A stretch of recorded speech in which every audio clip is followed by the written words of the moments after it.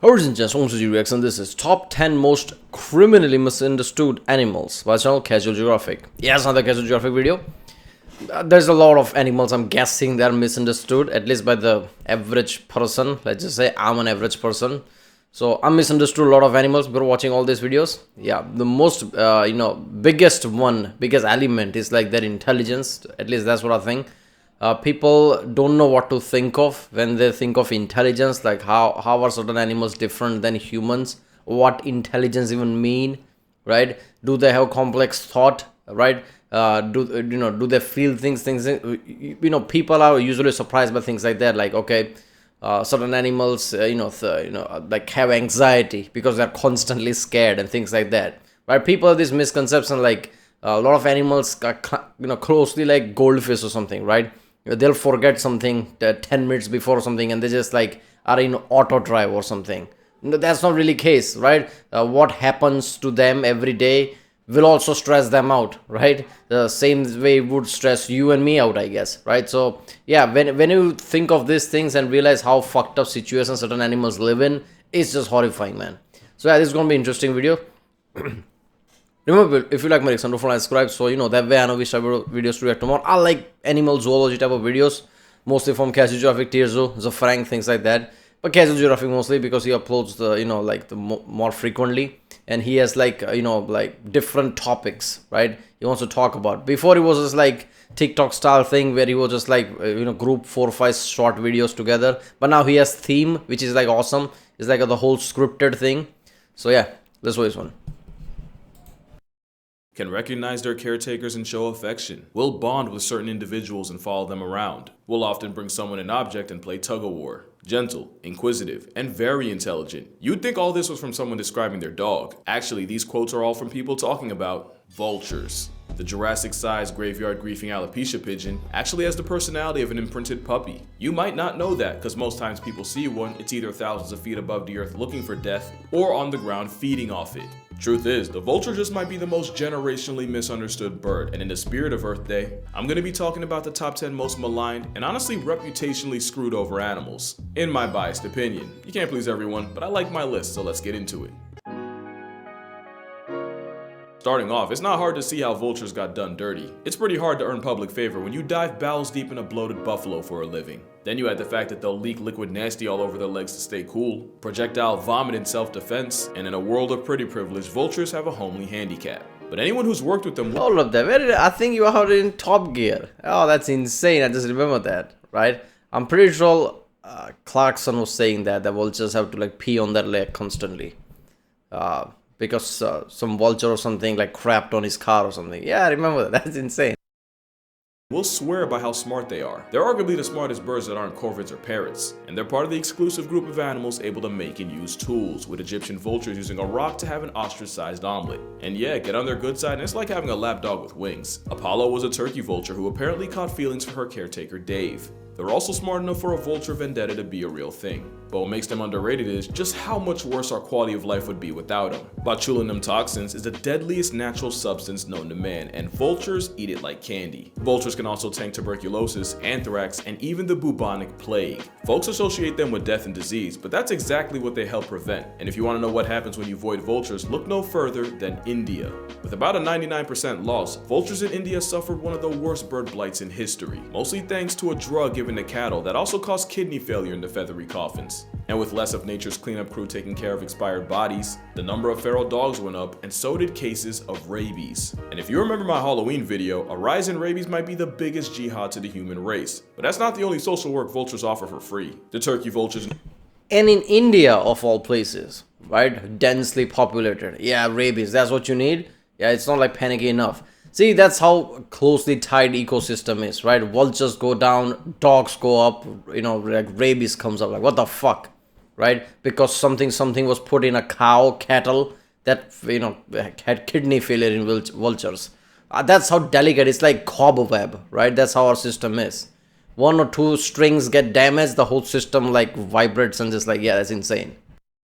Nose is so OP, they've actually been used to help find gas leaks, with engineers putting special chemicals in pipes. And with them being more corpse happy than a necro in a morgue, many places rely on vultures as alarms against poaching activity. Unfortunately, the poachers started to catch on and have been murking the snitch tweeties by the hundreds, even the ones that are endangered. Worst part is, they're pretty easy targets because it's hard to hide when you're part-time in the sky, and there's no witness protection for a sewer stork. Pretty easy to victimize when you're vulnerable and easy to track, and these are vultures we're talking about. It's not like they have cloaks or camouflage or a VPN. And you know, that last one would actually help a lot, since something like NordVPN would help the sky caskets go off the grid, since NordVPN creates an encrypted tunnel for your data and Not the smoothest one, but okay, I guess.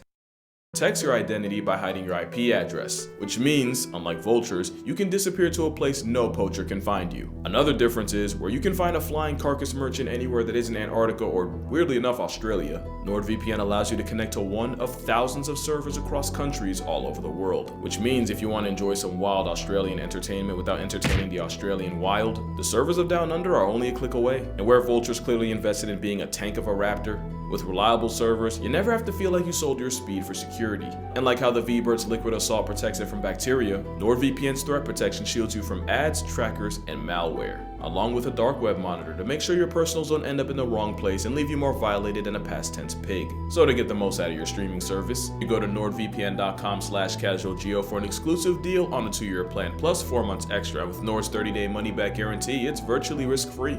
Nothing about being a vulture is risk-free. That's why the condor nearly got wiped off the census. But in a W from humanity, conservation efforts help bring the big bird back from the brink. Hopefully people start to come around to vultures. Anything that chill with capybara can't be that bad. Just too bad you can't say that about number 9.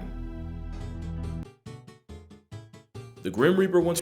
Yeah, see, I like how he started with vultures, because who has the worst rap than the vultures? Movies don't do any, it doesn't help at all, right? When it comes to vultures, oh, the vultures, they're always eating like, dead carcasses, this and that. It's like, okay, you rather them hunt living things. But yeah, that's just insane. They have one of the worst raps, right? Alongside bats or something, I don't know. Released a gang of guppies into the Amazon and made it our problem. Or at least that's what you would think from how much the media gets on them. You've probably heard that piranhas can undress a cow down to the bones in minutes, and that skinny dipping in a pool of piranhas is one way to get blacklisted from breathing. Truth is, these fish felons are mostly scavengers, and when you do see one with an expired body, they're usually not the cause, but a symptom. They don't go out of their way to homicide humans. Most attacks involve people either splashing around like prey or getting way too close to a feeding frenzy. But they're basically the bees of water. They don't want smoke, quite the opposite. For all that face, piranhas are naturally timid and scare easy. So much that you actually have to give them places to hide in an aquarium because of just how neurotic they are. Also, they're not strictly meat. They'll also eat fruits, they'll eat seeds, leaves. There's even a type that eats mostly river reeds. But that wouldn't really make a good movie, now would it? Now, I'm not gonna sit here and act like they're not capable of mass destruction, but their PR team really did them filth. Yeah, that's the thing, right? It's the movie element. There's swarm. Whenever a swarm is involved, like multiple things attacking you in a group, in unison, yeah, that's gonna be terrifying shit for humans. And in the end, it's like saying like fire is not evil. Of course it's not, but it's still fire. I mean, piranhas will kill you. So, but I get it's like because of the movie. Usually, it always boils down to Hollywood and movies. They always like fuck up the image completely.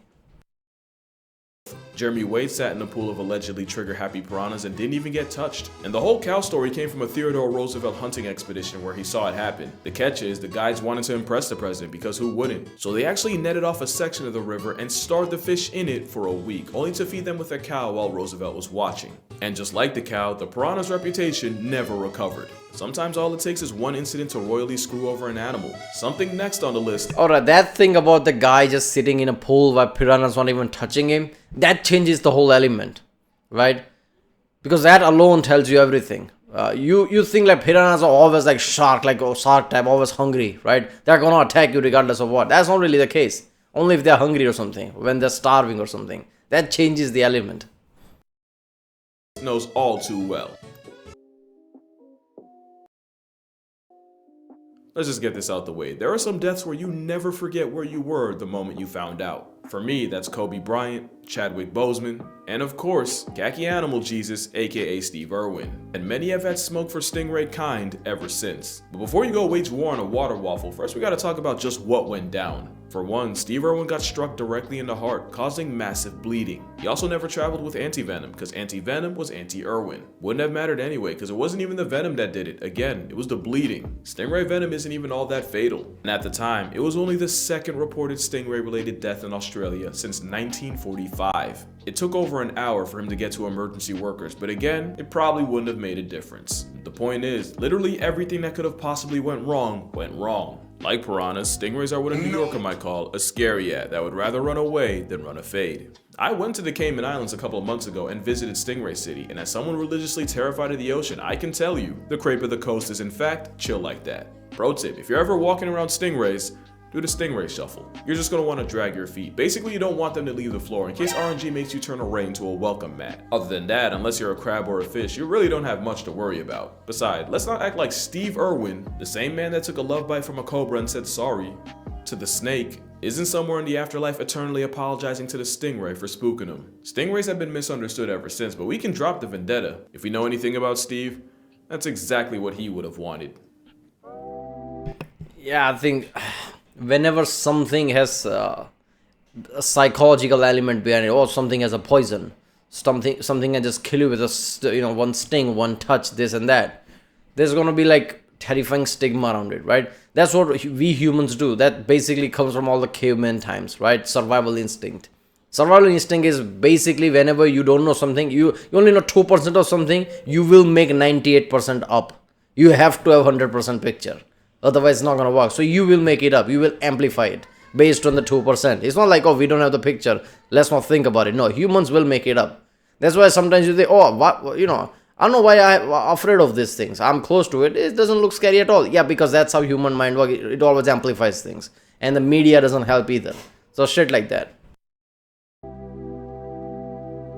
Yeah, I'm really gonna have to explain putting dolphins here. Okay, well I feel like this weird thing happened where we went from Free Willy to finding out dolphins take that title seriously. So much that we ended up overcorrecting. And I personally and publicly talked endless amounts of shit. Don't get me wrong, the facts I said, I'll say again, I'll say it with my chest. But me calling them water Weinsteins or homicidal hot dogs or a blowhole bandit, nah, that's actually still crazy. But that's just me anthropomorphizing. I don't actually think they're evil. It's fun to treat them like humans, but they're still just wild animals doing what comes naturally. It's just that what comes naturally often involves them naturally. Actually, I should never mind. Look, with intelligent animals, there's always going to be duality, and I don't even need to say it. I just have to show you these two articles. But dolphins can be wholesome too. Like the same way parents will baby talk a toddler, mother dolphins actually do with their calves. They'll also sing to their baby before it's even born to teach them to recognize the sound of its mother's voice. We also found out that dolphins in a pod will often go out of their way to make less noise so to not confuse the calf and the young. Yeah, dolphins are like 4-year-olds, but who's also like teenager. That's what that is. Like, that's a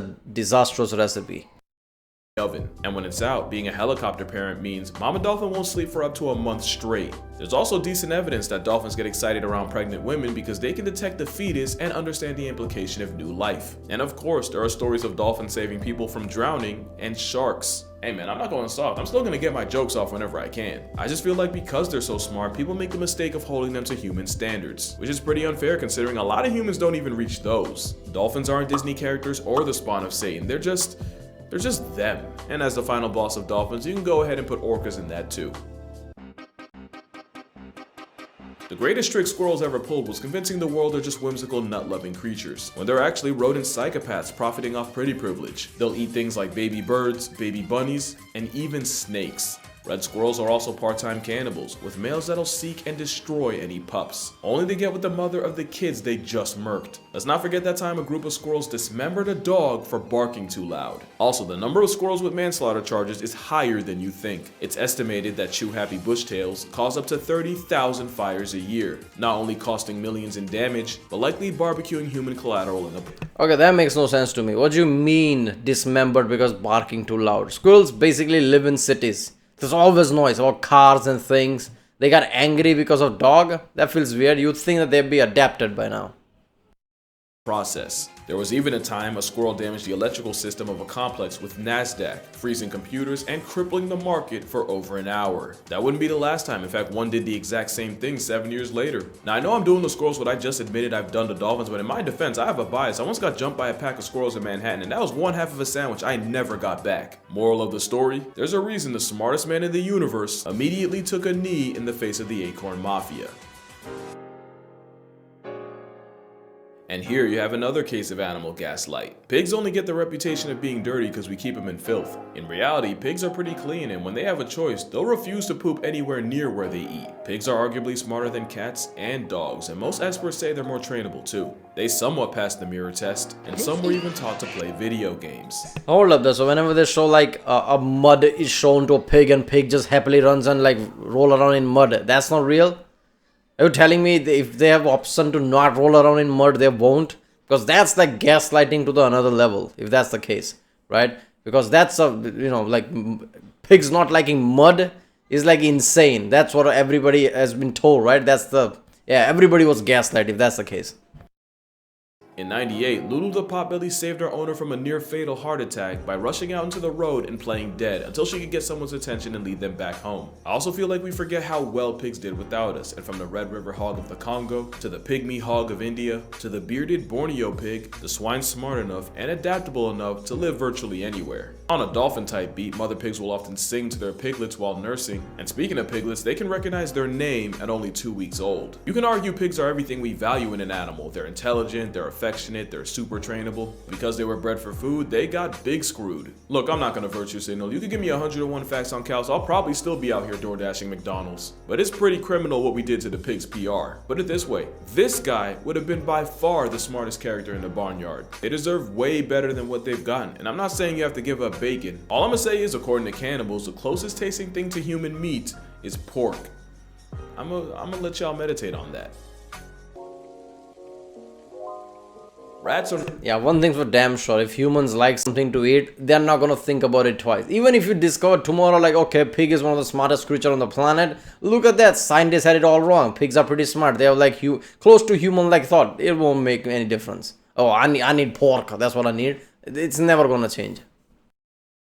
Number 4, and almost entirely because they got blamed for the bubonic plague when the main carrier of the lice and fleas that caused it was likely humans themselves. My theory is rats are found in cities, and cities are usually dirty, so we often see all rats as dirty. In reality, rats are constantly cleaning themselves. In fact, one of the ways they bond is by grooming each other. It's called allogrooming. Speaking of bonds, rats can often form emotional ones with humans, and anyone who's had a rat will tell you, at some point they'll try to groom you like you're a giant rat. Rats can also provide a public service, with many African poached rats actually being trained to sniff out tuberculosis. The same species has been used to sniff out hidden landmines, and not only can they cover the ground in 20 minutes that would take a trained human days, they can obviously walk across the mines without going back to ground zero. Magawa, the explosive tech rat, earned a gold medal after sussing out 100 mines in Cambodia and clearing 225,000 square feet of land. He's not the only heroic rodent. There are several stories of rats saving owners from house fires where they easily could have hightailed it. You know, if it wasn't for... I'm sorry, that is just insane shit of all time.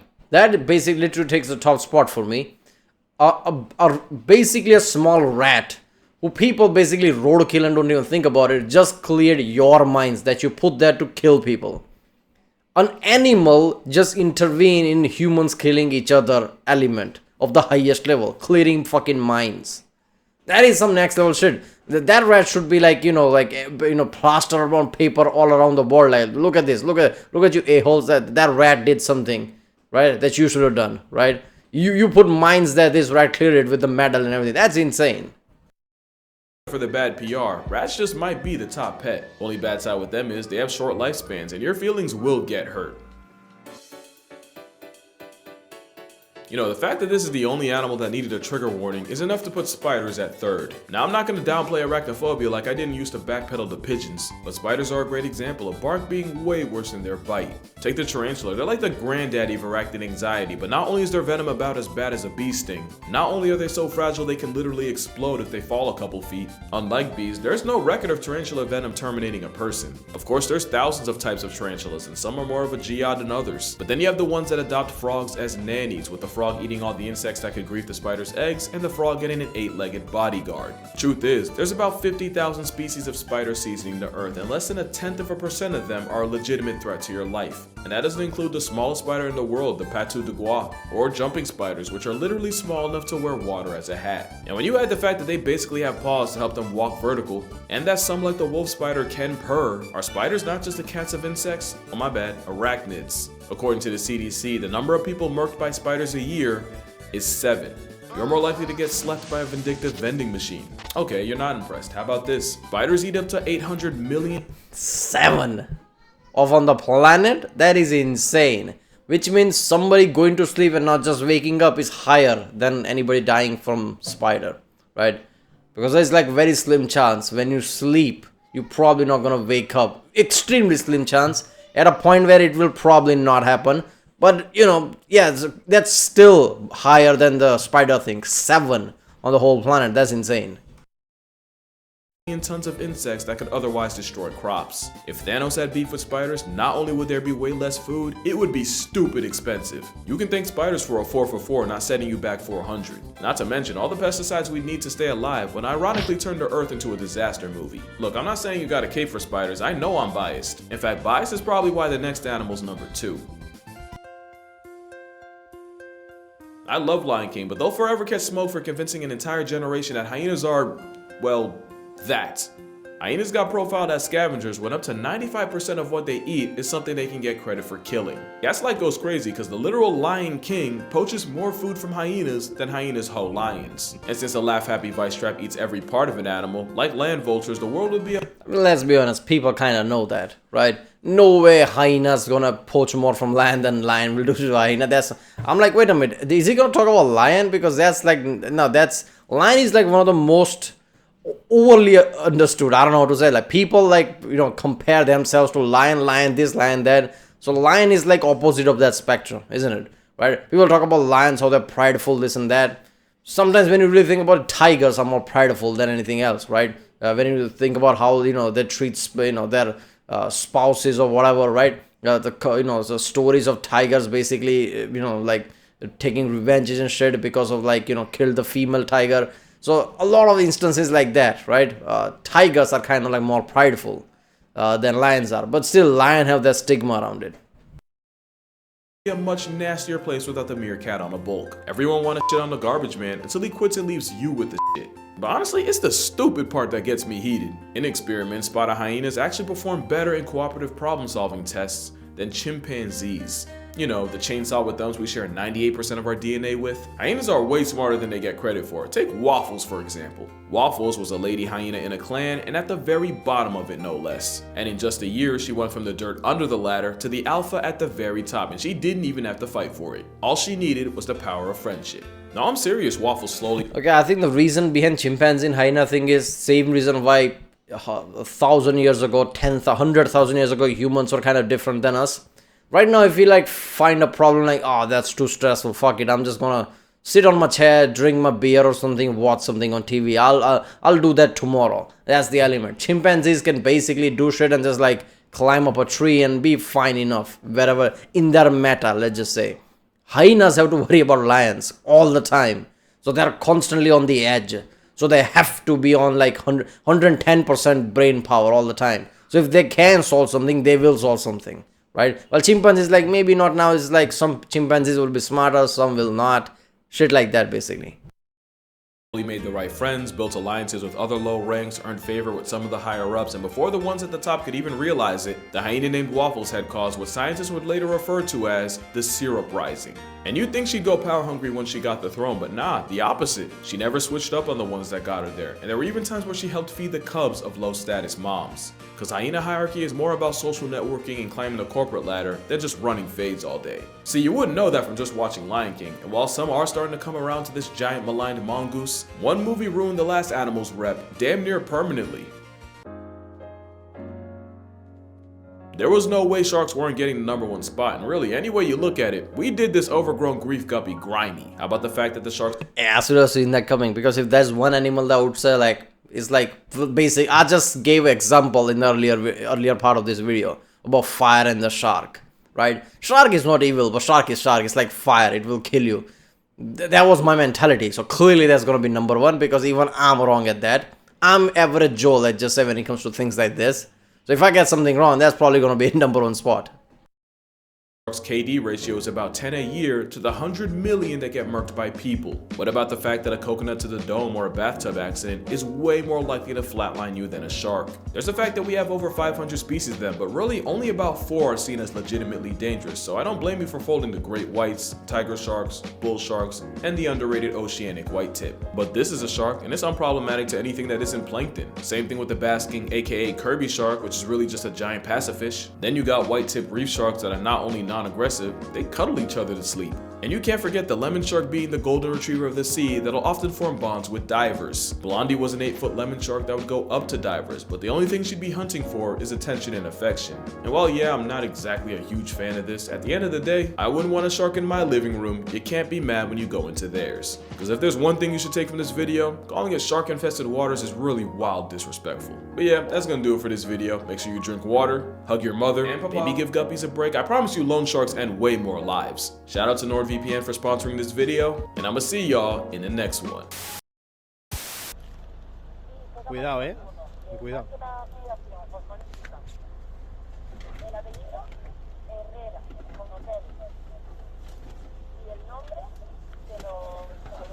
Ahí va, ahí va. Sí.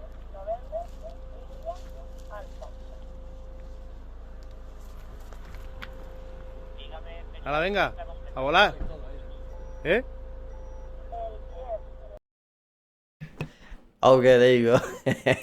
Vulture got in the car. He's like, I'm pretty sure Vulture was like, what the fuck is this?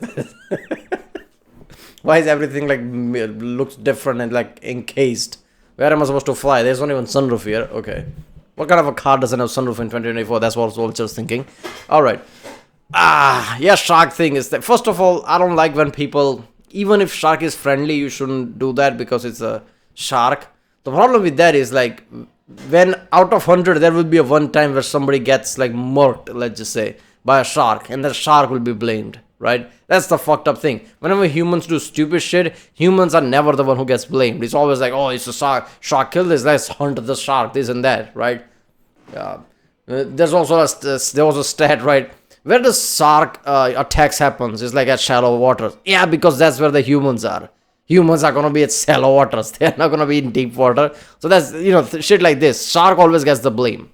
Right, well, that was top 10 most criminally misunderstood animals. It was a really good video, right? A lot of elements, a lot of animals he talked about. It feels like, you know, I try to watch all of his videos, so it's like accumulation. The more he made video, the more animals popped up, which is like, he briefly talks about how they are misunderstood, and I bet he just like, okay, you know, let's just make a video about it. So this was good. Right, if you like my reaction, don't forget to subscribe, and I'll see you next time.